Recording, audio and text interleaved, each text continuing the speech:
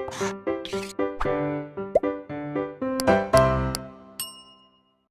बच्चों, welcome to blueprint digital. मैं मोनिका, आपकी मैथ्स ट्यूटर। बच्चों, हम पढ़ रहे थे चैप्टर अपना वृत्तों से संबंधित क्षेत्रफल। इसमें लास्ट लेक्चर में मैंने इसमें आपको इस चैप्टर से रिलेटेड जितने भी फॉर्मूले थे, जितने भी सूत्र थे, वो सारे आपको समझाए और कुछ क्वेश्चंस भी किए। उन फॉर्मूले पे बाकी क्वेश्चंस आज हम करने वाले हैं। लेक्चर स्टार्ट करने से पहले अगर आप हमारे चैनल पर नए हैं तो चैनल को सब्सक्राइब करें, साथ ही साथ बेल आइकन क्लिक करें ताकि सारी वीडियोस के नोटिफिकेशन आप तक पहुंचते रहे। तो स्टार्ट करते हैं आज क्वेश्चंस करना। पहला क्वेश्चन है बच्चों हमारे पास, संलग्न चित्र में क्या बाहरी वर्ग का क्षेत्रफल आंतरिक वर्ग के क्षेत्रफल का 4 गुना है। इसमें हमें एक ये आकृति दी हुई है, ठीक है। इसमें ये वृत्त है और वृत्त के बाहर एक वर्ग बनाया हुआ है ABCD और वृत्त के अंदर दूसरा वर्ग बनाया गया है EFGH। हमें दिया है कि जो वर्ग है इस वर्ग की भुजा जो है वो D है, ठीक है। अब इस वर्ग की भुजा D है तो इसका मतलब ये जो वृत्त है यहाँ से यहाँ तक की जो डिस्टेंस है वो भी D है, यानी कि ये जो वर्ग है हमारा, जो वृत्त है हमारा, जो ये वृत्त है, इसका जो व्यास होगा वो कितना होगा, D होगा। अगर मैं इस व्यास को मतलब सेंटर से होते हुए जाना चाहिए, इस तरह से भी खींच सकती हूँ, जो इसका आंतरिक वर्ग है उसके कोनों को मिलाते हुए, यानी कि जो आंतरिक वर्ग है हमारा उसका जो विकर्ण होगा वो इस वृत्त का व्यास होगा, ठीक है। ये आपको चित्र से एकदम क्लियर है। जो हमें वर्ग की भुजा दी हुई है D, वो हमारे वृत्त का व्यास है और आंतरिक वर्ग का वो विकर्ण है। विकर्ण क्या होता है, जैसे हमारे पास ये वर्ग है और वर्ग के आमने सामने के जो कोने हैं इनको मिलाते हैं हम तो हमारे क्या बनते हैं बच्चों, विकर्ण बनते हैं, ठीक है। तो अब हम क्या करते हैं, दोनों जो हमारे वर्ग है उनका क्षेत्रफल निकालते हैं। तो बाहरी वर्ग का क्षेत्रफल, वर्ग का क्षेत्रफल क्या होता है, भुजा स्क्वायर, और ये भुजा क्या है इसकी D, यानी कि ये तो क्या हो गया, D स्क्वायर हो गया। अब हम आंतरिक वृत्त का निकालते हैं, लेकिन आंतरिक जो वर्ग है सॉरी हमारा, वो क्या है, उसमें हमें भुजा तो पता ही नहीं है, हमें उसमें सिर्फ क्या पता है, विकर्ण पता है। लेकिन जो हमारे वर्ग होता है वो कितने, उसके जो कोण है वो कितने डिग्री का कोण बनाते हैं, 90 डिग्री का कोण बनाते हैं। तो ये कोण कितने का होगा, 90 डिग्री का कोण होगा। तो EFG ये कैसा त्रिभुज होगा हमारे पास, ये एक समकोण त्रिभुज होगा और इसके सामने ये जो D है ये क्या है, इसका कर्ण है, ठीक है। ये आधार है, ये लंब है।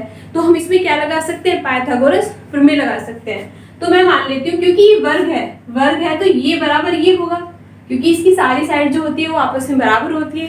तो अगर हम इसको x माने तो इसे भी ये भी x होगा, ये भी x होगा, ये भी x होगा। तो अगर हम इस समकोण त्रिभुज में पाइथागोरस प्रमेय लगाए और x का मान निकाल ले तो हमारी क्या निकल जाएगी, भुजा निकल जाएगी। तो त्रिभुज EFG में पाइथागोरस प्रमेय से वो क्या होगा, कर्ण का स्क्वायर, यानी कि EG का स्क्वायर बराबर होगा EF का स्क्वायर प्लस FG का स्क्वायर। ये हमारे पास D का स्क्वायर, x का स्क्वायर प्लस x का स्क्वायर, ये हो जाएगा 2x का स्क्वायर।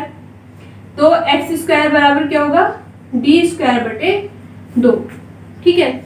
अब देखो ये क्या है हमारी भुजा, तो ये भुजा का स्क्वायर है, ये क्या हो गया, भुजा का स्क्वायर। और वर्ग का, अब हम देखते हैं वर्ग कौन सा वर्ग, ये भारी वर्ग ABCD का था। तो आंतरिक वर्ग EFGH का क्षेत्रफल वो भी क्या होगा, भुजा स्क्वायर होगा। और भुजा स्क्वायर हमारा कितना निकल गया है, D स्क्वायर बटे 2। तो समीकरण 1 और 2 से, समीकरण 1 व 2 से क्या क्लियर है भाई, ये जो D स्क्वायर है ये D स्क्वायर बटे 2 है। जबकि उसने कहा था कि क्या बाह्य वर्ग का क्षेत्रफल आंतरिक वर्ग के क्षेत्रफल का 4 गुना है, तो ऐसा तो नहीं है। तो जो कथन है हमारा, कथन जो है हमारा क्या है बच्चों, असत्य है, ठीक है। जो इसने स्टेटमेंट दिया था कि इसका 4 गुना होगा वो 4 गुना नहीं है, ये D स्क्वायर है और ये D स्क्वायर बटे 2 है। तो ये जो हमें स्टेटमेंट दिया था ये गलत हो गया। हमने सिर्फ क्या करा, बाहरी का क्षेत्रफल निकाला और आंतरिक वर्ग का क्षेत्रफल निकाला। आंतरिक वर्ग की हमारे पास भुजा नहीं थी, विकर्ण था, हमने समकोण त्रिभुज लिया, समकोण त्रिभुज में पाइथागोरस प्रमेय लगाई और भुजा हमारी निकल गई। ठीक है, नेक्स्ट क्वेश्चन करते हैं बच्चों। क्वेश्चन है हमारे पास, दो वृत्तों की त्रिज्याएं क्रमशः 8 सेंटीमीटर और 6 सेंटीमीटर है। उस वृत्त की त्रिज्या ज्ञात कीजिए जिसका क्षेत्रफल इन दोनों वृत्तों के क्षेत्रफल के योग के बराबर है। मतलब एक हमारे पास वृत्त है जिसकी जो त्रिज्या है वो 8 सेंटीमीटर है और दूसरा वृत्त है जिसकी त्रिज्या 6 सेंटीमीटर है। अब इन दोनों वृत्त का हमने क्षेत्रफल निकाला और उन्हें आपस में क्या कर दिया, प्लस कर दिया, तो हमें एक तीसरा वृत्त मिलके आया। तो हमें क्या करना है, इसकी त्रिज्या ज्ञात करनी है। इसे मान लेते हैं ये कैपिटल आर है, ये हमें निकालना है। ठीक है, तो क्या करेंगे, इन दोनों का क्षेत्रफल प्लस बराबर इनका क्षेत्रफल होगा। ये तो हमें स्टेटमेंट में दिया हुआ है। तो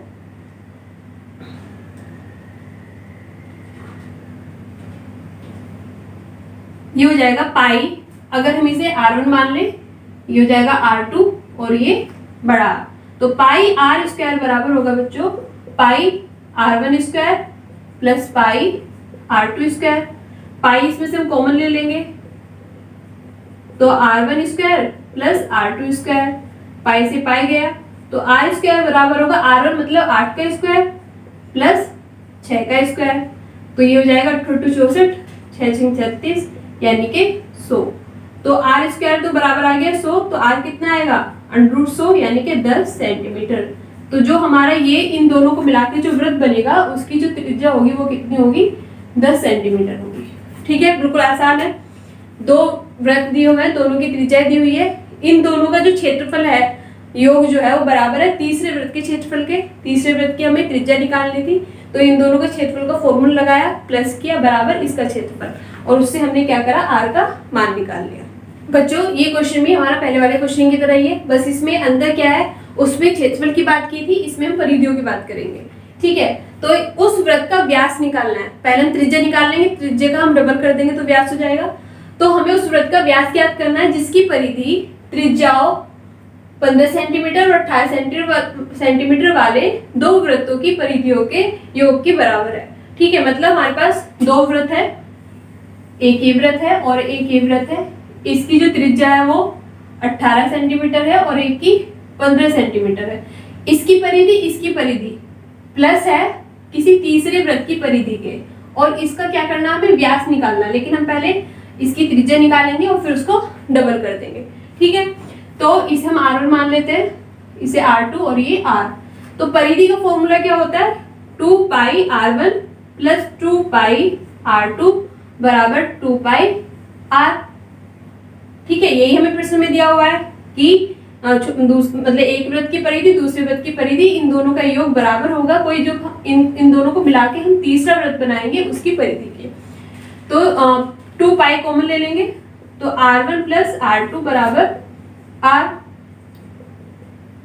2 पाई से 2 पाई गया तो R1 प्लस R2 बराबर बड़ा R। R1 है हमारे पास, हमने माना 18 प्लस 15 बराबर R, तो R बराबर क्या आया, 33 सेंटीमीटर। ये त्रिज्या आई है, हमसे पूछा है वृत्त का व्यास, तो वृत्त का व्यास बराबर क्या होगा, 2 गुना त्रिज्या। ठीक है, तो 2 गुना त्रिज्या कितना है, 33, तो ये हो जाएगा 66 सेंटीमीटर। ठीक है, ये इसका आंसर आया। पहले क्वेश्चन और ये क्वेश्चन मतलब बस थोड़ी सी लैंग्वेज उन्होंने चेंज कर दी है। कई बार वो क्षेत्रफल बराबर बताएंगे, कई बार वो परिधि बराबर बताएंगे, कई बार पूछेगा कि जो हमें बना हुआ है उसका क्षेत्रफल बताना है, त्रिज्या बतानी है, व्यास बताना है या परिधि बतानी है। तो आप सिंपली उसमें इस तरह से फॉर्मूला लगा के उसकी वैल्यू को, जो भी वो पूछ रहा है, त्रिज्या, व्यास, क्षेत्रफल, जो भी पूछ रहा है उसको आप निकाल सकते हैं। बच्चों इस चैप्टर में हमारे इस तरह के क्वेश्चन बहुत पूछे जाते हैं। हमारे पास क्वेश्चन है कि एक मोटरसाइकिल के पहिए की त्रिज्या 35 सेंटीमीटर है। ठीक है, पहिए की त्रिज्या दी हुई है 35 सेंटीमीटर, 66 किलोमीटर पर घंटा की चाल रखने के लिए जो पहिया उसकी चाल दी हुई है, पहिए को प्रति मिनट 1 मिनट में कितने चक्कर लगाने चाहिए, ये हमें निकालना है। तो अब इसे हम कैसे करेंगे बच्चों, देखते हैं। ठीक है, सबसे पहले तो हमें पता है कि क्या, पहिए की त्रिज्या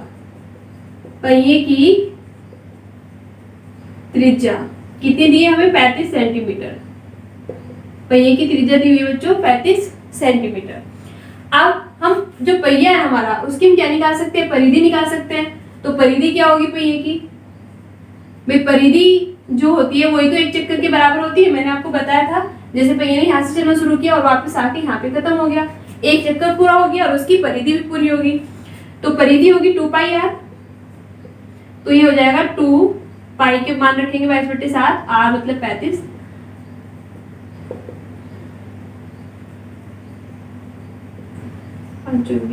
सेंटीमीटर। पहिए की परिधि ये निकली है।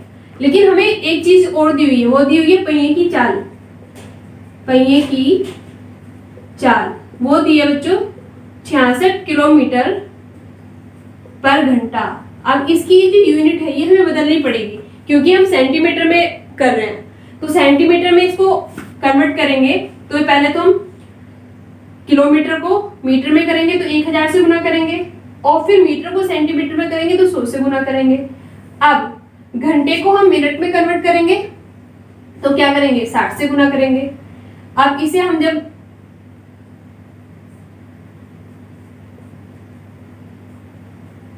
तो ये हो गया 11,240 और सेंटीमीटर पर मिनट, इतनी चाल है इसकी। तो एक मिनट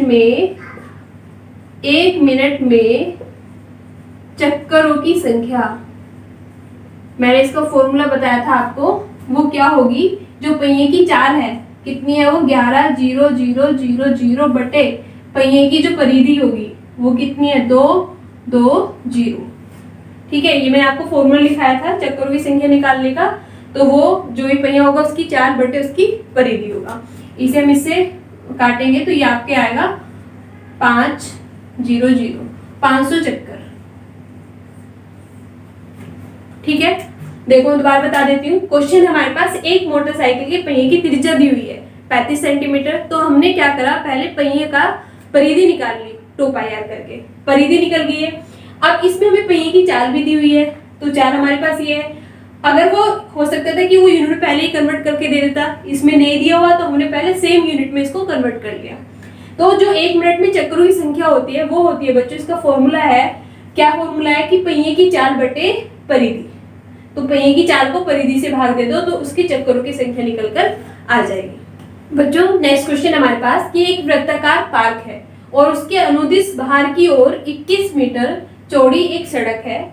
यदि पार्क की त्रिज्या 105 मीटर है तो सड़क का क्षेत्रफल ज्ञात कीजिए। सबसे पहले मैं क्या करती हूँ, एक डायग्राम बनाती हूँ जिसमें एक वृत्ताकार पार्क है। ठीक है, मतलब वृत्ताकार पार्क है मतलब मैंने एक वृत्त बना लिया, ये पार्क हो गया। अब इसके अनुदिश बाहर की तरफ, मतलब यहाँ पे एक सड़क बनाई गई है इसकी चारों तरफ। आप अपनी कॉपी में इसे प्रकार से ठीक से बिल्कुल गोल बनाएंगे, है ना। तो ये जो हमारी सड़क है ये कितनी चौड़ी है, ये 21 मीटर चौड़ी है। अगर ये इसका केंद्र है, सेंटर है, तो और ये जो हमारा पार्क है इसकी जो त्रिज्या है वो कितनी है, 105 मीटर। ठीक है, अब ये है हमारे पास सड़क है। अब आप देखोगे कि ये आपकी क्या बन गई, एक वलय बन गया, एक रिंग बन गया। तो मैंने बताया था कि अगर हमारे पास कोई रिंग जैसी आकृति है तो हम उसका क्षेत्रफल कैसे निकालेंगे या उसकी परिधि भी हम कैसे निकाल सकते हैं। उसमें हम बाहर जो बड़ा वृत्त है हमारा उसका क्षेत्रफल माइनस छोटे वृत्त का क्षेत्रफल, तो हमारे इस सड़क का क्षेत्रफल निकल कर आ जाएगा। ठीक है, अब छोटे वृत्त की त्रिज्या तो हमें पता है 105 है, तो ये जो बड़ा वृत्त है ये, इसकी त्रिज्या कितनी होगी, जब हम 105 में 21 और जोड़ देंगे। ठीक है, तो 105 में जब आप 21 जोड़ोगे तो हो जाएगा 126। तो इस बड़े वृत्त की जो त्रिज्या होगी 126 मीटर होगी। ठीक है, अब आप क्या करेंगे, सड़क का क्षेत्रफल बराबर होगा बाह्य वृत्त का क्षेत्रफल माइनस आंतरिक वृत्त का क्षेत्रफल। ठीक है, बाह्य वृत्त मतलब πr², r मतलब 126। पहले हम इसको r1 r2 इसका फॉर्मूला बना लेते हैं। इसे मैंने r1 माना और इसको r2 माना। πr1² minus πr2², pi common लेंगे तो r1² माइनस r2², या इसे हम क्या लिख सकते हैं, पाई r1 प्लस r2 और R1 माइनस R2। अब मान हम देते हैं पाई का मान 22/7। R1 R2 प्लस करेंगे तो 105 में प्लस करेंगे बच्चों 126 और माइनस करेंगे 126 से 105 को माइनस करेंगे। अब इसे हल कर लेते हैं तो ये हो जाएगा 22/7। इसे हम जोड़ेंगे 5 6 11 3 2 और इसमें से इसे माइनस करेंगे तो 1 2 21 आ गया, 7 या 21 तो 22 गुना 3 गुना 231। इसे आपस में गुना करके आपको आएगा 15 2 4 6 सेंटीमीटर। ठीक है, सेंटीमीटर स्क्वायर, क्योंकि ये क्या है, क्षेत्रफल है। तो इस तरह से हम क्या कर सकते हैं, जो हमारी सड़क है जो वृत्ताकार पार्क के चारों तरफ बनी हुई है उसका क्षेत्रफल निकाल लिया। क्योंकि ये एक वलय बन गया था, वृत्त बन गया था, तो हम क्या करेंगे, बड़े वृत्त का क्षेत्रफल निकालेंगे माइनस छोटे वृत्त का क्षेत्रफल निकालेंगे। हमें छोटे वृत्त की त्रिज्या पता थी, उस सड़क की चौड़ाई पता थी, दोनों को जोड़ के हमारे पास बड़े वृत्त की त्रिज्या निकल गई। तो इसमें हमने फॉर्मूले में रखा है, इसे सॉल्व करा और हमारा इसमें आंसर आ गया है। बच्चों नेक्स्ट क्वेश्चन हम देखते हैं। एक वृत्ताकार खेत पर 24 रुपए प्रति मीटर की दर से बाड़ लगाने का व्यय जो है वो 5280 रुपए है। इस खेत की 0.50 रुपए प्रति वर्ग मीटर की दर से जुताई कराई जाती है। इस खेत की जुताई कराने का व्यय बताना है हमें। ठीक है, अभी हमें ये वृत्ताकार खेत दिया है और इसमें दर दी हुई है और लगाने का व्यय दिया हुआ है, तो इन दोनों से हम उसकी लंबाई निकाल सकते हैं। ठीक है, जो बाड़ होगा, बाड़ मतलब जो पूरा हमारा वृत्त होगा उसकी हम क्या निकाल सकते हैं, लंबाई निकाल सकते हैं। तो सबसे पहले मैं लिखूंगी बाड़ की लंबाई बराबर होगी जितना भी पूरा व्यय हो रहा है ये और बटे दर। इस व्यय की दर कितनी है ना, कितने पर कितना खर्च करोगे, तो ये हो जाएगा 5280 बटे 24। जब आप इसको इससे भाग दोगे तो आपका आएगा 220 मीटर। तो ये इस पूरे वृत्त की क्या निकल गई है, लंबाई निकल गई है। ठीक है, तो खेत की परिधि क्या होती है, खेत की परिधि लंबाई तो होती है वो चारों तरफ की, तो वो भी कितनी होगी, 220 मीटर। मान लेते हैं कि उस खेत की जो त्रिज्या होगी वो r होगी। ठीक है, तो हम कैसे लिख सकते हैं, 2 पाई r बराबर 220 मीटर। तो यहाँ से हम r का मान निकाल सकते हैं, तो ये हो जाएगा r बराबर 222 बटे 2 पाई। पाई का मान रखेंगे तो 22 बटे 7, 7 ऊपर चला जाएगा। आप इसे हल करेंगे तो ये हो जाएगा बच्चों 35। तो ये वृत्त की क्या निकल गई, त्रिज्या निकल गई है 35 सेंटीमीटर।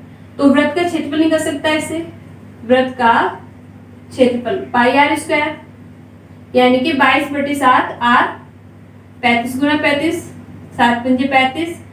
तो ये हो जाएगा गुना करने के बाद हमारा 83850 सेंटीमीटर स्क्वायर। ये वृत्त का क्षेत्रफल निकल गया है। अब आपको दिया हुआ है कि इस खेत की 0.50 रुपए प्रति वर्ग मीटर की दर से जुताई करानी है। तो 1 मीटर स्क्वायर खेत की जुताई का खर्च कितना है, 0.50। तो खेत की कुल जुताई कितनी होगी, खेत की कुल जुताई कराने का खर्च कितना होगा, जो भी आपका क्षेत्रफल निकल के आया है उसमें आप गुना कर देंगे 0.50 की, और गुना करने के पास आएगा, जब आप इसको इससे गुना करोगे तो 1925 रुपए, ये आपका आंसर आ जाएगा। ठीक है, देखो सबसे पहले हमने क्या करा, हमारे पास एक वृत्ताकार खेत है जिसमें 24 रुपए प्रति मीटर की दर से बाड़ लगाने का खर्च दे रखा है।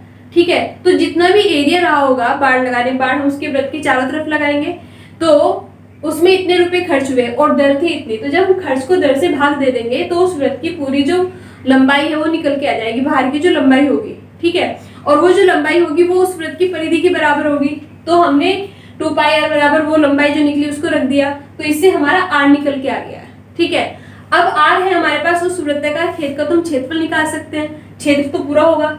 ठीक है, तो क्षेत्रफल हमने निकाल लिया। अब हमें खर्च दिया हुआ है इसे जुताई कराने का कि 1 मीटर स्क्वायर में इतना खर्च होगा, तो जो हमारा क्षेत्रफल निकल के आया उसमें कितना होगा, तो इसको हम उससे गुना कर देंगे तो हमारा कुल खर्च निकल कर उसमें आ जाएगा। बच्चों नेक्स्ट क्वेश्चन हमारे पास कि 3 संकेंद्रीय वृत्तों का व्यास का अनुपात दिया हुआ है 1:2:3। तो इन तीनों क्षेत्रों के क्षेत्रफल का अनुपात हमें निकालना है। 3 क्षेत्र बनेंगे। कौन कौन से क्षेत्र? ये हमारे पास एक तो 3 वृत्त है जिनका केंद्र ए है, ओ, इसमें ये छोटा वृत्त है, फिर ये मध्य वृत्त है और फिर ये सबसे बड़ा वृत्त है। अब इसमें जो क्षेत्र बने हमारे पास, ये क्षेत्र है एक दूसरा ये वाला है जो मैंने अलग अलग वो किया हुआ है, और फिर ये लाइन जो खींची हुई है तीसरा क्षेत्र है। तो हमें इन तीनों क्षेत्रों के क्या निकालने, क्षेत्रफल निकालने और फिर उनका अनुपात निकालना है। तो सबसे पहले मुझे क्या क्या दिया हुआ है, इसमें वृत्तों का व्यास दिया हुआ है, अनुपात में है, तो मैं कैसे इसको अलग अलग मान लेती हूँ। माना वृत्तों का व्यास क्या होगा, x, 2x और 3x होगा। अनुपात से हटाऊंगी तो एक चर के साथ इसे मान लेते हैं। तो त्रिज्या क्या होगी बच्चों, वृत्त का व्यास जो होता है उसका आधा, तो त्रिज्या होगी x/2 और ये 2x/2 होगा, यानी कि x बची दूसरे वृत्त की त्रिज्या और तीसरे की 3x/2। ये जो वृत्त है हमारी इसकी त्रिज्या क्या है हमारी x/2। तो सबसे पहले मैं जो बिल्कुल आंतरिक वृत्त है उसका क्षेत्रफल निकालती हूँ, वो मैंने माना a1। ये जो वृत्त है जिसकी त्रिज्या कितनी है x/2, इसका क्षेत्रफल निकाल रही हूँ, तो ये होगा πr²। तो πr कितना है, x/2 का स्क्वायर, यानी कि πx²/4।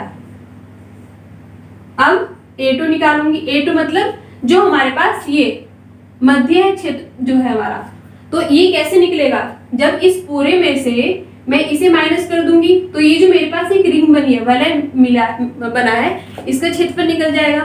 तो मध्य क्षेत्र का क्षेत्रफल जिसे मैंने क्या माना है, a2 माना है, ये कितना है a2, वो क्या होगा, वो होगा पूरे मतलब मध्य वृत्त का क्षेत्रफल माइनस आंतरिक वृत्त का क्षेत्रफल। तो इसका जो वृत्त ये जो वृत्त है हमारा, इसका जो त्रिज्या है वो x है, तो πx² माइनस, और इसकी x/2 है, इसका हम निकाल चुके हैं पहले ही, πx²/4। इसे हल करेंगे तो ये हो जाएगा 3πx²/4। ये समीकरण दूसरी हो जाएगी। अब a3 निकालेंगे। a3 का मतलब है ये जो बाहर वाली बाउंड्री है हमारी, ये जो वलय बनाया वृत्त का, इसका क्षेत्रफल। तो इसका क्षेत्रफल कैसे निकलेगा, पूरे बड़े वृत्त का क्षेत्रफल माइनस इस वृत्त का क्षेत्रफल। पूरा जो बड़ा वृत्त है उसकी त्रिज्या क्या है 3x/2 और इस वाले की क्या है x, तो इसको निकालते हैं तो ये हो जाएगा पाई 3x/2 का स्क्वायर माइनस πx²। हल करेंगे तो ये हो जाएगा पाई तो बाहर आई, 3×3 = 9 x²/4 माइनस x², तो ये हो जाएगा 5/4 πx²। अब हमें अनुपात निकालना है। कौन सा अनुपात, a1 अनुपात a2 अनुपात a3। तो a1 निकल के आया है πx²/4 अनुपात 3πx²/4 अनुपात 5πx²/4। भी 4 कट गया, पाई कट गया, x² कट गया, तो बचा क्या, यहाँ पे तो एक ही बचा अनुपात, यहाँ 3 बचा और यहाँ हमारा 5 बचा। तो ये हमारा अनुपात निकल के आ गया।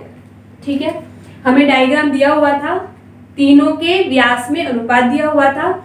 हमने व्यास को अलग अलग मान लिया, x, 2x और 3x।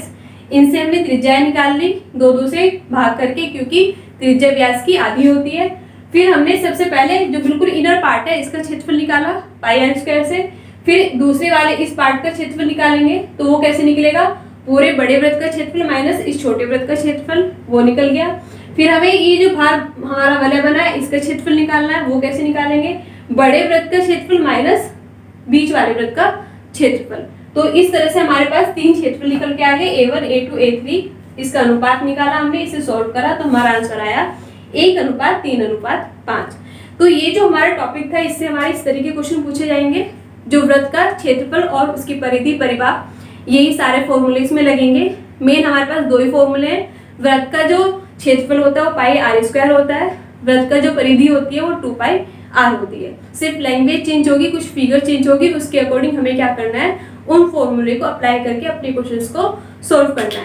बच्चों नेक्स्ट लेक्चर में हम बात करेंगे जो वृत्त के त्रिज्य खंड और वृत्तखंड होते हैं उनका हम क्षेत्रफल या परिमाप जो होता है वो कैसे निकाल सकते हैं, तो वो हम पढ़ेंगे नेक्स्ट लेक्चर में। तब तक आपको वीडियो पसंद आए तो लाइक करें, शेयर करें और चैनल को सब्सक्राइब करें। Thank you.